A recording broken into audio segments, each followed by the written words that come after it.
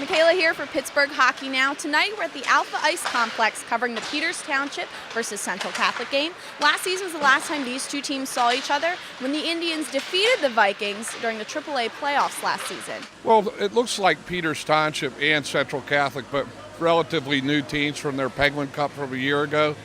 Central lost a lot of firepower from their team, as did Peters Township. So I'm coming out to look and see, what these teams are made of, early in the season. Yeah, it's a rematch of the Penguins Cup final from last year between Peters and Central Catholic, and Central Catholic lost a lot more in the terms of graduating players than Peters did. So I was expecting this to be a game where Peters had the advantage, and that's pretty much the way it played out. But I saw a really tough physical effort from Central Catholic, and I thought it was a great game, a great exhibition of what PIHL hockey is all about.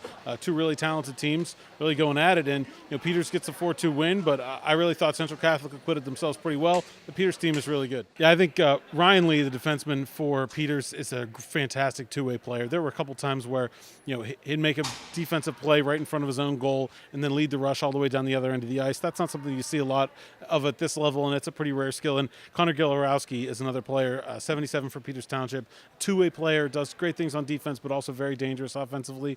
I think both of those players have really solid futures. And for Central, there's a lot of opportunities there for a lot of these players, for somebody to step up, and for us to say in 2 or 3 years, wow, look at all these guys, Central's losing again. But they're young, and they're going to take the time to go through that process and build throughout the season. But for it being October, I thought they acquitted themselves really well against a really deep, veteran-laden Peters team.